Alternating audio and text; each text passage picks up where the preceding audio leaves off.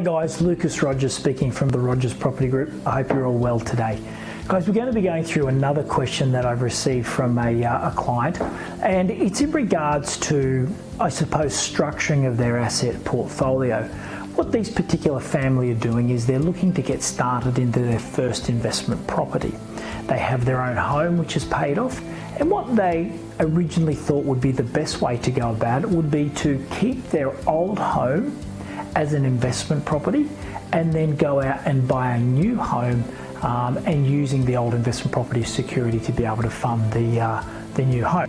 Now, on the outset that would look pretty good because you would think, okay, well the now investment property, which was the old home, is going to be well and truly cash flow positive. It's going to help us pay back the new home that we're going to build or we're going to buy, and that should be a pretty rosy scenario. Well, when you actually have a look at it, it doesn't really work that way. This is where you've got to have some idea of how tax works and so on. That idea of keeping your old home as an investment property and then going out and buying a new home that's fully funded via debt is not a good option, and I'll tell you for why. What we want to do with any of our investments or our finances and so forth is making sure that the majority of our debt is carried on our investments. The reason why we want the majority of our debt carried onto our investments is because that will make it tax deductible. We want to try and reduce the debt that we have on any personal assets, and those personal assets are going to include our home that we live in, cars, any machinery we might have or anything like that, okay? So we want to reduce our debts on any personal assets and let our investment debt grow.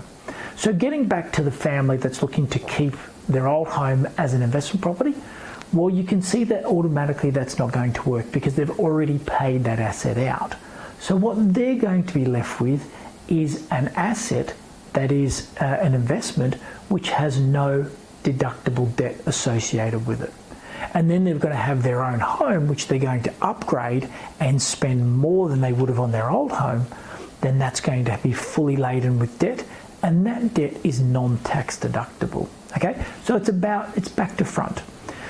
Some people are under the false impression that they can draw the equity off their old home and put it into their new home to reduce the non-tax deductible debt on their principal place of residence while now creating a debt on the investment property. That's not allowed by the tax office, okay? You will get caught, that's tax avoidance, and it's not a good way to go. Guys, I've been in that situation before. I had a home in Perth that I was going to sell to move back to Queensland. The home was fully paid off. I would have loved to have kept that home, was in a fantastic suburb and definitely go up in value. But what would have had to have happened is I would have had 100% debt on my new home in Queensland. So the only answer to that is you have to sell off that own home. You have to sell off that old principal place of residence to then use that cash to reduce the debt on the new home. It might sound confusing, guys, and it's one thing that a lot of people who aren't that tax savvy do get very confused with, and it is a trap that a lot of people who migrate to Australia do fall into. So what happens when they arrive in Australia, maybe they might not have much money, or they want to get their work started and don't have a real career at that stage. So what they do is they buy a home that's relatively inexpensive. Migrants typically work very hard and they pay that asset right down. But then once they've made some money, they want to improve their lifestyle, and then they think about going and buying a better house. And that's when they try and keep the old home as the investment.